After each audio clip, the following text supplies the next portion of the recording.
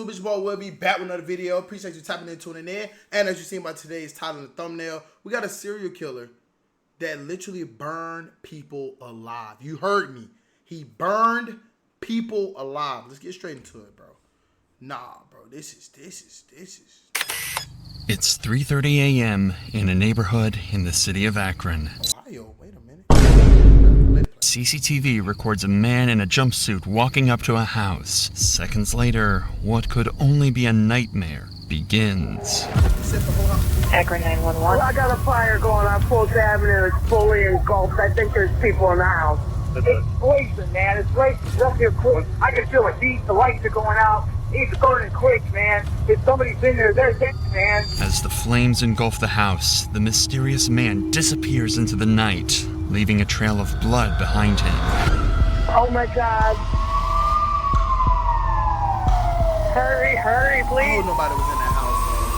Oh, Jesus. The whole house is on fire. As authorities were called to investigate, they had no idea what they were stepping into. This would only be the beginning of a series of fatal fires set by a vicious, cold-blooded killer, and detectives would soon find themselves racing against the clock as a serial arsonist hunts for his next victims.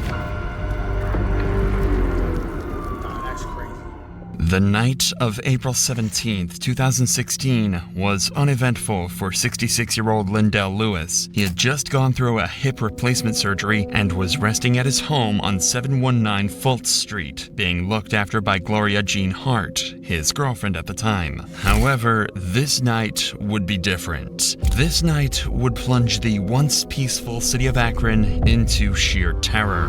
In the early hours of April 18th, close to 3:33 a.m., CCTV footage captured a man walking in the direction that led directly to Lindell's house. And moments later, tragedy would strike the house of Lindell Lewis. Because he was in a hurry to escape, this first attempt at setting the house on fire had failed and the flames died out, prompting the arsonist to make a return for a second time to make sure he finished the job. At around 3:40 a.m. and approximately 3 minutes after this second round of dousing the house with what appears to be gasoline, a raging fire would swallow up the entirety of Lindell's house. This was an early Monday morning and most people in Lane Worcester neighborhood were asleep preparing for work. No one would have been awake to see who this masked arsonist was. More importantly, whoever this was well aware of Lindell's hip surgery as it had made him wheelchair-ridden and unable to move. This meant that the fire was started knowing that he would never be able to escape. And soon enough, 911 calls would begin pouring in as the fire raged on. Akron 911. This is 725. It's next door. I can feel the heat. The lights are going out. It's burning quick, man. If somebody's in there, they're dead, man. You get up there real quick. Hey, they're on their way right now. Presumably, Lindell and his girlfriend were sleeping in their bedroom on the upper floor of the house when the fire initially began. Since the masked arsonist ensured that the fire spread from the ground floor, this meant that by the time they woke up because of the heat and crackling of the fire, they had no escape, especially because Lindell was unable to move by himself. Gloria most likely helped Lindell move from the bed, and the couple retreated to their bedroom in an attempt to get as far away as possible. But all this did was delay the inevitable. As firefighters and EMS arrived at the scene, the elderly couple was heard screaming for help from inside their bathroom. Even with desperate attempts to save them, it was far too late. This gasoline fire was far too violent and the smoke was far too thick. Gloria Jean Hart and Lindell Lewis were pronounced dead by the time they were discovered. A tragedy like this was unheard of in Akron, not only because of the fact that there was now an arsonist on the loose, but because no one knew who his next victim would be. Because as it turns out, Lindell and Gloria were only 2 of his 9 victims to come. Is that a baby? Them children? Nah, gang. I don't know if I can watch this, twin.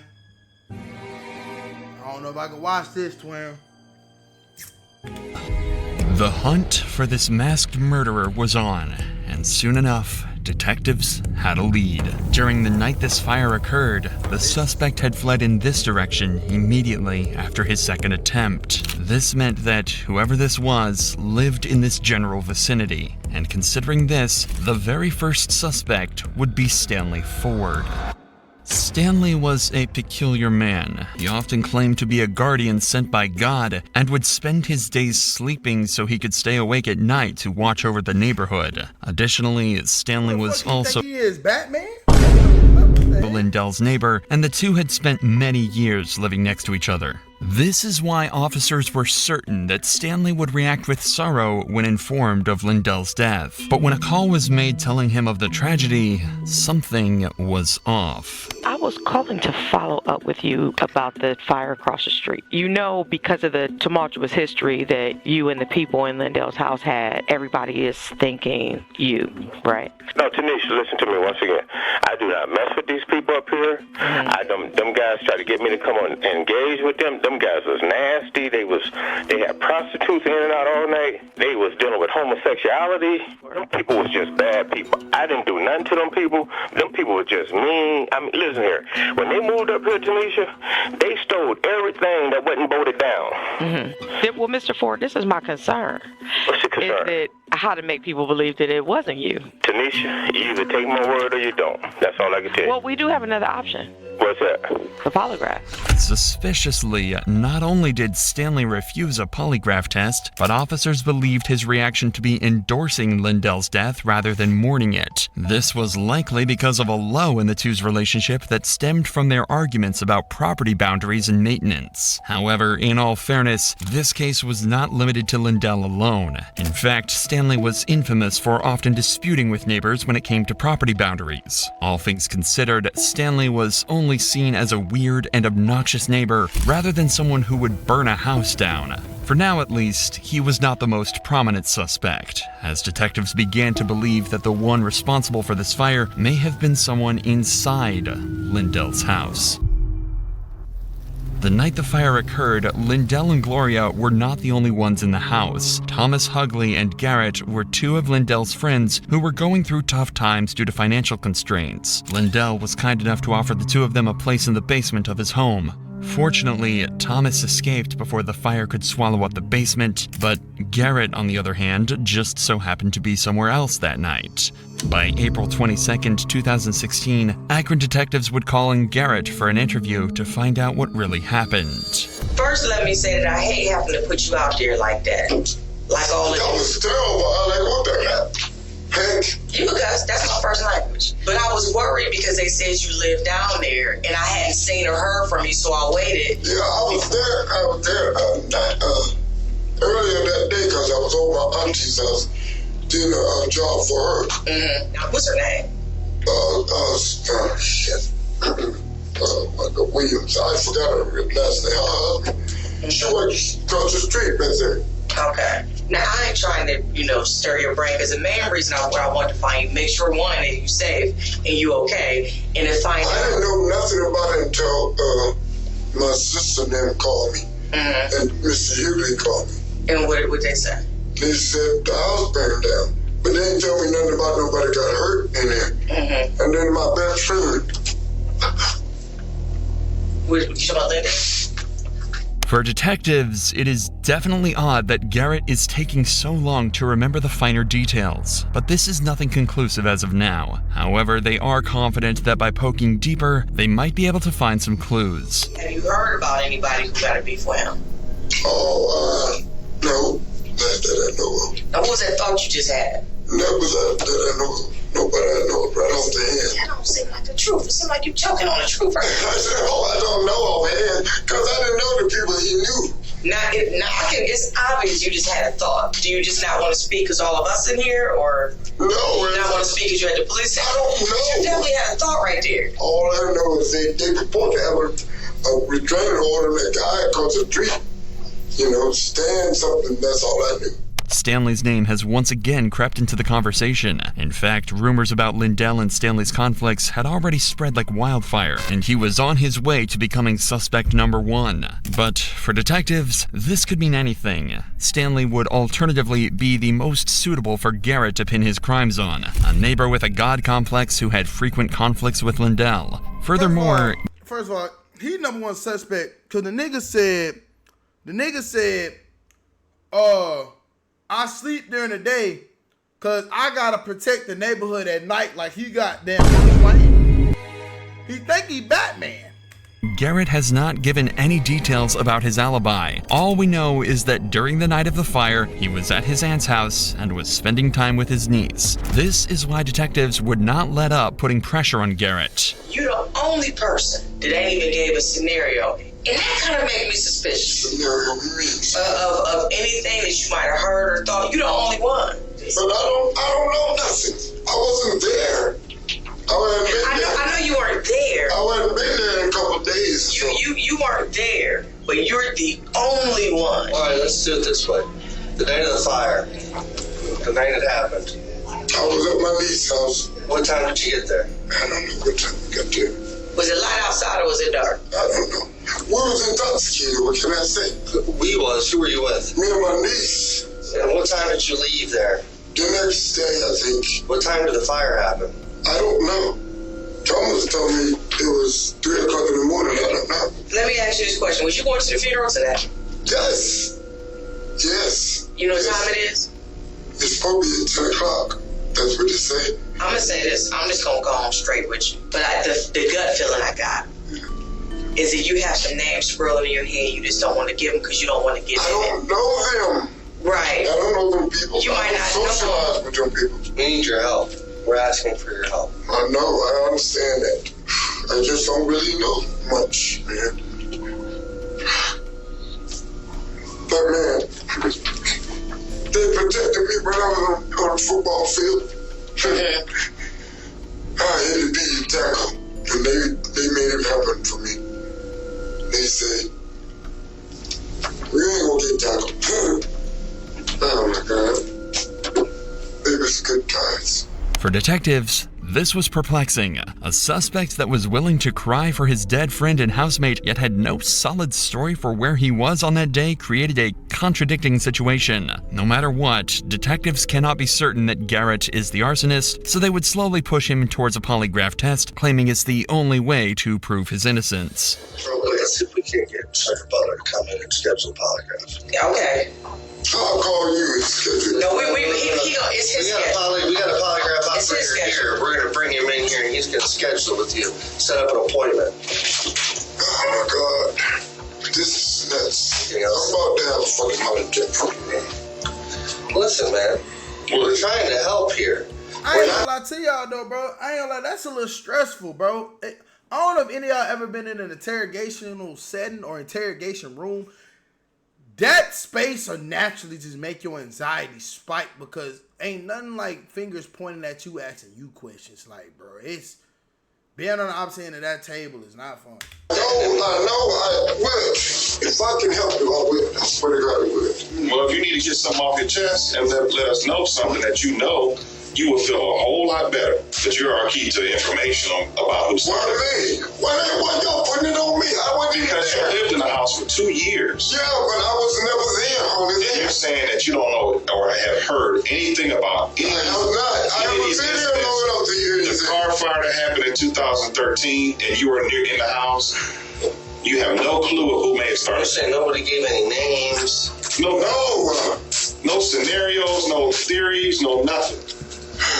It's just not plausible, sir.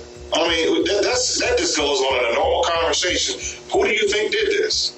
I don't know. That's just part of a normal conversation. Even though Garrett just agreed to the polygraph, just moments later, he would have second thoughts. Mr. Garrett, this Sergeant Butler. He's How you doing, sir? They're saying you want to take a polygraph. Why don't you take a polygraph for anyway? You just said you would. You volunteered. You said, while we at it, let me take a polygraph. I didn't say that. I said I probably Is that would. What they said. I said I would if I needed to. Well, it's coming down to a need. Oh, really? Yeah, Yes, sir. Yes, it is. Okay. Go ahead and talk to the sergeant here. He'll explain it. Is this something that you'd be willing to do, is take a polygraph? No, I changed my mind. That ain't working. Why is that working like that? You finally told I didn't us mean that. I said I might. Usually, suspects are never legally obligated to undergo a polygraph test. Even if they did, these tests are not presentable in court due to a So like a polygraph test like 100%. Like how does a polygraph test work? Like they said it's like your brain, it measures your brain waves to know if you're lying or telling the truth, but some people can trick out a polygraph test. You know what? lack of accuracy and reliability, since results are affected by several factors like anxiety and mental and physical health. And with Garrett's insistence that he is innocent and was not at Lindell's house often, detectives are stuck with no other suspects. Their only remaining choice was Stanley Ford, the self-proclaimed neighborhood guardian. But at this point, this was more of a gut feeling for detectives, as they could not put up a plausible case against him for an arrest. In their eyes, many suspects were just as suspicious as Stanley, if not more. This meant the Arkan arsonist was still on the loose, and maybe these investigations had scared him, because things seemed to settle down. For the entirety of 2016, there were no more fires, and most began to forget about the incident. However, this peace would soon come to an end. On January 23rd, 2017, someone set fire to a vehicle. That's a day after my 16th birthday. On 723 Russell Avenue, just a few blocks away from the first fire. The next 2 months would be another wave of silence from the arsonist until May 15th, 2017, when close to 3 a.m., Lane Worcester neighborhood was given another rude awakening. Multiple people are dead after a house fire in Akron this morning, and at least some were children. The Akron Fire Department says the home was fully engulfed when they arrived. The heat was so high, a staircase melted away. The exact number of victims has not been released. A fire on 693 Fultz Avenue had resulted in the death of 7 people. 35-year-old Dennis Huggins and 38-year-old Angela Boggs, along with their 5 children, aged between 16 months and 14 years. This was the second major fire after the Lindell home was burned to a crisp 13 months prior. The fire had started in trash cans placed at the front of the house and spread quickly through the porch into the home. However, this was no accident. According to a forensic analysis, an accelerant identified as gasoline was dumped into the cans. The flames were intense and enveloped the house within seconds. There was no room for escape. And just like the first fire, all 7 victims were found huddled in corners of the home as they had been trapped by the smoke and flames. The bodies had been burnt so badly that the only way to identify them was through a DNA test. This was a tragedy.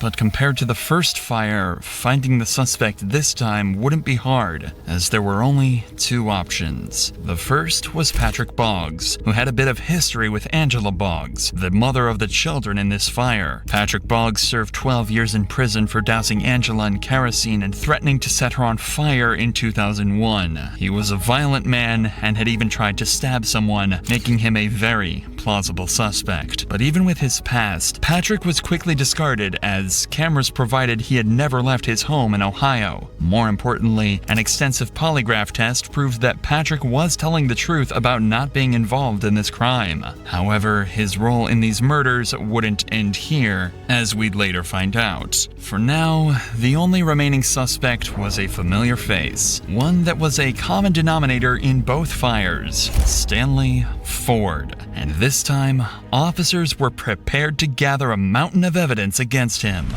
They treat me like I'm a suspect, man. I'm not a suspect. The first step was to obtain a search warrant for Stanley's home, which would result in a crucial piece of evidence being found: worn-out tennis shoes that had been covered in an accelerant. An accelerant that just so happened to be gasoline. But the evidence wouldn't end here. One of the detectives would decide to have a one-on-one conversation with Stanley in his car, and what he says would be nothing short of disturbing.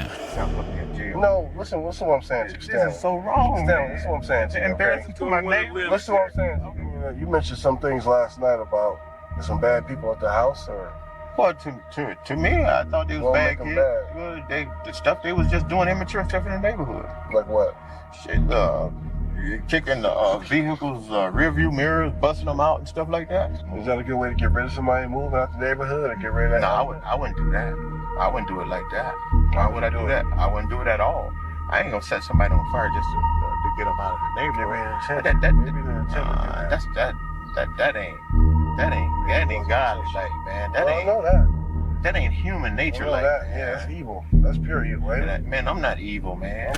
Yet another instance of Stanley Ford justifying not only the deaths of the couple, but of their 5 innocent little children, too. Just like in the murder of Lindell Lewis, there was a pattern of pure hatred towards the victims. A pattern so disgusting that Stanley felt it was his God-given right to purge anyone who upset the guardian of the neighborhood. In this case, Stanley often accused the family of dealing drugs, damaging his property, and engaging in illegal activities which only fueled his Alright, fucking Batman. Who the fuck you, bro? hatred towards them. Several neighbors had witnessed heated exchanges between the couple and Stanley leading up to the fire. Not only that, but the night of the fire, neighbors mentioned how they saw Stanley continuously patrolling the house. This would be corroborated by CCTV footage that would not only catch Stanley walking towards the house right before the fire, but also running away from it after. If all of this was not compelling enough, there would be one last piece of evidence that would solve the mystery of the Arkan arsonist. Take a look at this footage from the 2016 fire of Lindell's home.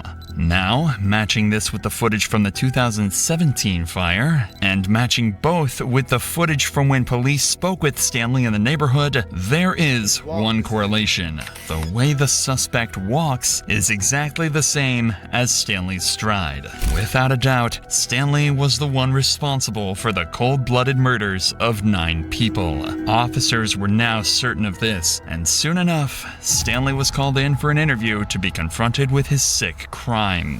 We want to talk to you. I want you to be honest with me. Okay. I've been honest. Let's talk about the day in question. Let's go back to the fire. Yeah. What about it? Okay. What can you tell us about the fire? I don't have no knowledge of that. So what's the point? You know, sometimes I explain to them, I exercise, I get Charlie horses.